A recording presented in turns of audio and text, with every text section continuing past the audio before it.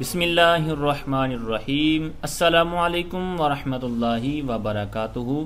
جی ناظرین، سب سے پہلے ہم آپ کو اس چینل میں خوش آمدید کہتے ہیں اور ساتھ میں التماس کرتے ہیں کہ اگر آپ نے ابھی تک اس چینل کو سبسکرائب نہیں کیا تو ابھی سبسکرائب کیجئے اور ساتھ میں بیل آئیکن کو بھی دبا دیجئے تاکہ درس نظامی سے ریلیٹڈ کوئی بھی نئی ویڈیو ہم اپلوڈ کریں تو فوراً اس کا نوٹیفیکیشن آپ کو مل جائے۔ آج ہم سبق نمبر 2 پڑھیں گے، تو آئیے بلا تاخیر سبق کا آغاز کرتے ہیں۔ لفظ اور اس کی اقسام کا بیان، اس سبق میں ہم اس کے ہی ریلیٹڈ باتیں کریں گے۔ سب سے پہلے لفظ کی تعریف کرتے ہیں۔ اب یاد رکھیے، یہ بہت ہی پیارا ایک حسن ہے علم صرف اور نحو کا کہ جہاں پر بھی آپ کوئی نیا لفظ دیکھیں گے تو اس کا آگے پھر باقاعدہ تعریف کا اہتمام کیا جاتا ہے، اس کی تعریف لکھی جاتی ہے۔ اب یا تو وہ تعریف مصنف خود کر دیتا ہے، آپ جو عبارت پڑھتے ہیں تو اس کے اندر مل جاتی ہے، وگرنہ اگر اس کے اندر کسی وجہ سے مصنف نے ذکر نہیں کی تو پھر اس کو حاشیے کے اندر ذکر کر دیا جاتا ہے۔ تو یہ ہم اردو کی کتابیں پڑھ رہے ہیں تو اس کے اندر تو ہمیں آسانی سے مل جائے گی، لیکن یہ جو بات میں نے عرض کی ہے یہ کتاب عربی جو کتابیں ہم پڑھیں گے آگے ان کے حوالے سے تھی۔ تو لفظ کی تعریف کیا ہے؟ تو فرماتے ہیں کہ لفظ کا لغوی معنی ہے پھینکنا۔ تو اب آپ نے یہ بارہا سنا ہوگا لغوی معنی، اصطلاحی معنی، تو یہ کیا ہوتا ہے؟ تو لغوی مطلب لغت سے لغوی بنا ہے، یعنی آپ کوئی بھی ڈکشنری جس طرح منجد ہوگی، القاموس وغیرہ، تو ان کے اندر آپ لفظ کا معنی دیکھیں گے تو آپ کو معنی کیا ملے گا؟ پھینکنا۔ تو اصطلاحی تعریف مطلب یہ جو ہم نحو سیکھ رہے ہیں تو اس کی جو اصطلاح میں لفظ جو ہم ذکر کریں گے یہ کہ لفظ یہ ہے، فلاں لفظ ہے، تو وہاں پر کیا مراد ہوگا؟ تو یہ اس سے یہ مراد ہے اصطلاح کہنے سے، کہتے ہیں ما یتلفظ بہ الانسان، یعنی جس کا انسان تلفظ کرے اس کو کیا کہتے ہیں؟ اصطلاح کے اندر اس کو لفظ بولتے ہیں۔ اب پھر اس کی اقسام بیان کر رہے ہیں کہ لفظ کی اقسام کتنی ہیں۔ تو فرماتے ہیں کہ اس کی 2 قسمیں ہیں۔ نمبر 1 محمل، یہ مکرم محمل، یہ باب افعال سے مفعول کا صیغہ ہے، تو اس کا معنی کیا ہے؟ متروک، بیکار، ردی، مطلب اس کا کوئی فائدہ نہیں ہے، بیکار چیز ہے۔ تو یہ ایک قسم لفظ کی ہوئی محمل، یعنی بیکار، کوئی فائدہ نہیں اس کا۔ اور دوسری کیا ہے؟ موضوع۔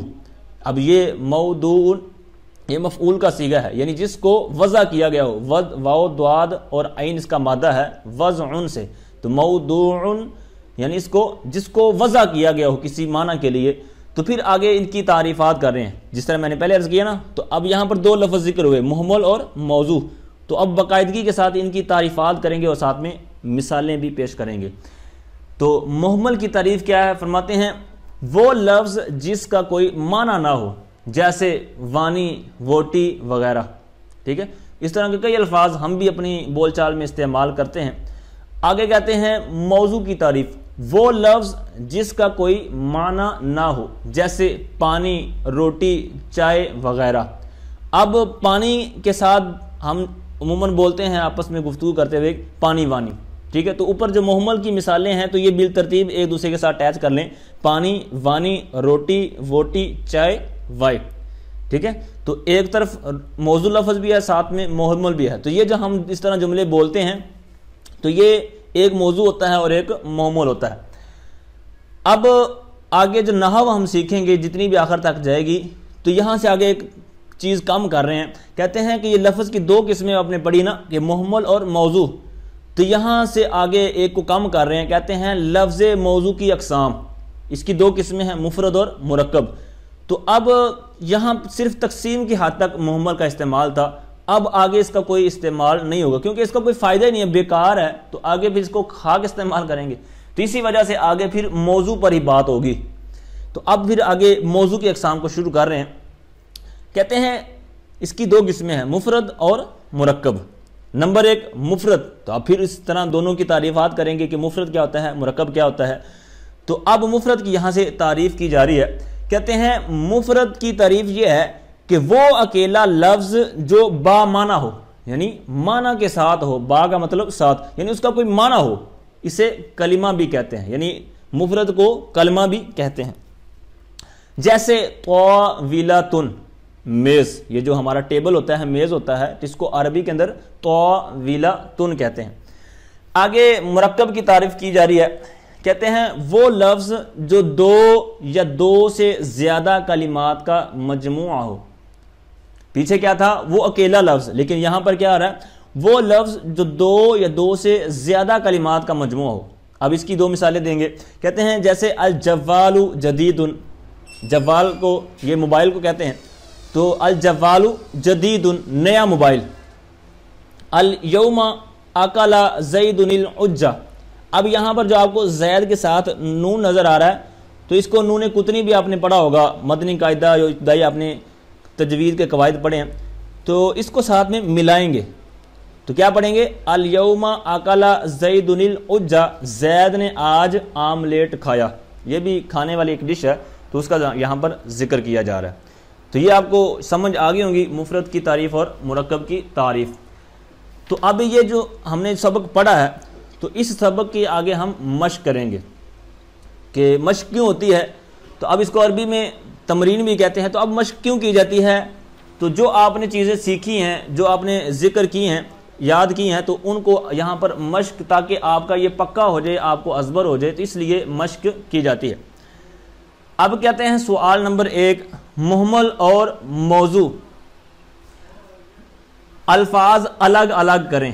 یعنی یہاں جو آپ نے پیچھے موضوع اور محمل کی تعریفیں پڑھی ہیں نا، انہی کو یاد رکھتے ہوئے ان الفاظ کو آپ نے علیحدہ علیحدہ کرنا ہے. تو کھانا وانا، تو اب اس کے اندر کھانے، اس کا کوئی معنی ہے، اس کا باقاعدہ معنی ہے کہ ہم کیا کرتے ہیں، کوئی چیز کھاتے ہیں تو اس کو منہ کے اندر ڈالتے ہیں، پھر جبڑوں کو ہلاتے ہیں. تو یہ جو سارا پروسیجر ہے، جس کو کیا کہتے ہیں؟ کھانا. تو اس کو ایک وضع کیا گیا نا اس لفظ کو. تو وانا، اس کو کوئی معنی نہیں ہے. تو یہ ساری مثالیں آگے تک اسی طرح ہیں. میں ایک دفعہ پڑھ دیتا ہوں، یقیناً آسان باتیں ہیں، یہاں پر سمجھانے کی کوئی بات نہیں ہے. تو فرماتے ہیں کہ نمبر 2 کہتے ہیں میز ویز. نمبر 3 قلم ولم. پیسے ویسے، کرسی ورسی، بستر وستر، چادر وادر، بوتل ووتل، کاپی واپی، پنکھا ونکھا، برتن برتن، بات وات. ٹھیک ہے. اب آگے آئیے، سوال نمبر 2 ہے کہ مفرد اور مرکب الگ الگ کریں. تو یہ جو تعریفیں پہلے ہم نے پڑھی ہیں سبق کے اندر، انہی کو آپ نے ذہن میں رکھنا ہے اور یہاں پر اس کو اپلائی کرنا ہے. فرماتے ہیں کہ اللہ واحد. تو اب یہاں پر اللہ ایک علیحدہ کلمہ ہے اور جو واحد ہے یہ ایک علیحدہ ہے. تو یہاں پر 2 ہو گئے، تو اب یہ مفرد نہ رہا بلکہ مرکب ہو گیا. محمد الرسول اللہ، یہاں پر 3 ہے تو لہٰذا یہ بھی مرکب. عالم تلمیذ، اب یہاں پر مفرد ہیں. ٹھیک ہے، دونوں علیحدہ علیحدہ ہیں تو یہ مفرد میں جائیں گے. الوالد نائم، بچہ سونے والا ہے یا سو رہا ہے. ٹھیک ہے، تو یہ 2 لفظ ہیں تو یہاں پر کیا ہو جائے گا؟ مرکب. اب آگے ہے راکب علی، علی سوار ہوا، یہ بھی مرکب ہے. الکتاب مدینہ، المدرسہ. ٹھیک ہے، تو یہ مفرد آئیں گے. جا الاستاذ، ٹھیک ہے، استاذ تشریف لائے. تو یہاں پر اب یہ معنی کریں گے عزت والا، لیکن یہ ہے مفرد ہی. ٹھیک ہے، الاستاذ مفرد ہے کیونکہ اس کی جمع کیا آئے گی؟ الاساتذہ. اچھا آگے بغداد، یہ بھی مفرد ہے. الحر شدید، یہ بھی 2 جملے ہیں، 2 الفاظ ہیں، تو یہاں پر بھی یہ مرکب کے اندر شمار ہوگا. تو اب آگے آئیے سوال نمبر 3 کی طرف. کہتے ہیں اب یہ بتائیں کہ ہر مرکب میں کتنے کتنے کلمات موجود ہیں. تو اب یاد رکھیے اگلا جو سبق آ رہا ہے اس کے اندر کلمے کی اقسام ہیں کہ اسم فعل حرف، یہ کلمے کی 3 قسمیں ہیں. پھر آگے ان کی علامات بھی ہیں. تو اب انہی علامات کو اب جب آپ پڑھیں گے تو ان کے ذریعے بھی آپ یہاں پر استعمال کر سکتے ہیں. یہ جو ہم سوال نمبر 3 کر رہے ہیں، 3 کے اندر آپ اس سبق کا بھی استعمال کر سکتے ہیں. تو آئیے میں عرض کرتا ہوں کہ کتنے کتنے مرکب کے اندر کلمات موجود ہیں. نمبر 1 میں فرماتے ہیں کہ عالم الغیب، غیب کا جاننے والا، یعنی اللہ تعالیٰ کی ذات کی طرف اشارہ ہے. یعنی وہ حقیقتاً علم غیب جاننے والا ہے. اور اللہ تعالیٰ کے جو پیارے ہوتے ہیں، اللہ تعالیٰ قرآن پاک میں خود کئی آیات کے اندر فرمایا کہ اللہ تعالیٰ ان کو دیتا ہے، یعنی اس کے جو پیارے ہیں وہ اس کے عطا سے جانتے ہیں. بہرحال یہ الگ بحث ہے. آگے فرماتے ہیں اب اس کے اندر 2 کلمات تھے. ٹھیک ہے، تو اب آگے ہے کہ جا الحق، حق آیا. اب یہاں پر ایک چھوٹی سی بات عرض کرنا چاہتا ہوں. اب جا الحق یہ مفتی احمد یار خان نعیمی رحمۃ اللہ تعالی کی کتاب کا نام ہے. تو اب اس کے اندر بتانا یہ چاہتا ہوں کہ بڑے بڑے میں نے لوگوں سے، اور وہ بھی پڑھے لکھے علماء حضرات میں سے ہونے والے، تو وہ کیا اس کے اندر غلطی کرتے ہیں، جاء الحق، یار مجھے یہ جاء الحق دے دو، یا مکتبے وغیرہ پر جائیں نا وہاں پر بھی سننے کو ملتا ہے یار جاء الحق ہے، حالانکہ یہ ماضی ہے، جاء یا جیء، ضرب یضرب سے جاء تھا اصل میں، پھر جاء بنا، تو یہ جاء ہے، تو اسی طرح اس کو پڑھنا ضروری ہوگا، نہ کہ جاء الحق، ٹھیک ہے، یہ بہت سخت اور خطرناک غلطی ہے۔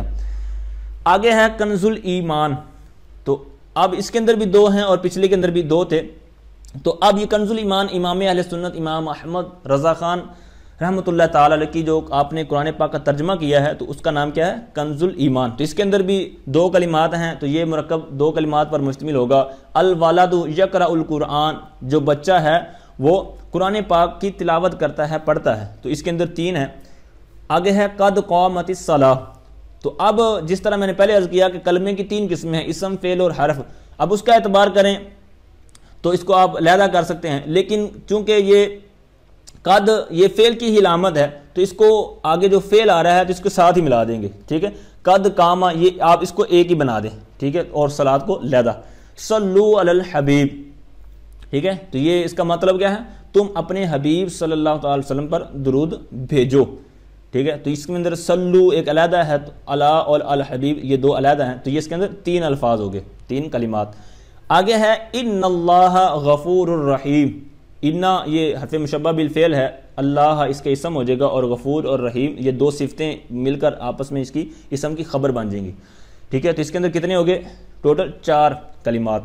آگے والا جو کلمہ ہے مثال ہے اس کے اندر بھی 4 کلمات ہیں، اسی طرح جو آگے ہے اس کے اندر بھی 4 ہیں، اور اگر واو کو آپ حرف کے طور پر علیحدہ شمار کرنا چاہیں تو اس طرح بھی کر سکتے ہیں، الہواء ضروری للحیات، تو اس کے اندر الہواء ایک علیحدہ ہے، ضروری اور للحیات یہ دو علیحدہ ہیں، یعنی 3 ٹوٹل ہو گئے۔ آگے ہے القطار، جس کا معنی کیا ہے، ریل، ٹھیک ہے، الباس جو آخر میں لکھا ہوا ہے سواد کے ساتھ، جس کا مطلب کیا ہے، بس، جو ہمارے ہاں بس انگلش میں BUS بس، تو وہ یہاں پر مراد ہے۔ تو اس کے کتنے الفاظ بنے، کہتے ہیں القطار اسرع من الباس، تو یہ ٹوٹل 4 کلمات بنے اس مرکب کے اندر۔ اور آخری جو مثال ہے کہتے ہیں داخل علی فی المسجد، جو علی ہے وہ مسجد میں داخل ہوا، تو اب اس کے اندر ٹوٹل 4 کلمات ہیں، داخل علی 2 یہ ہو گئے، فی اور یہ علیحدہ ہے، المسجد یہ علیحدہ ہے، تو یہ ٹوٹل 4 کلمات اس مرکب کے اندر ہوئے۔ تو جی ناظرین، یہ تھا ہمارا نصاب النحو کا سبق نمبر 2۔ اللہ تعالیٰ سے دعا ہے اللہ تعالیٰ ہم نے جو کوشش کی، جو سننے کی کوشش کی، جو پڑھانے کی کوشش کی، اللہ تعالیٰ اپنی بارگاہ میں قبول فرمائے، اور ہمارے لیے علم نحو، صرف اور جتنے بھی آگے جو معاملات چلیں گے وہ اس کے اندر ہمارے لیے آسانیاں پیدا فرمائے، آمین بجاہ النبی الامین صلی اللہ تعالیٰ علیہ وآلہ وسلم۔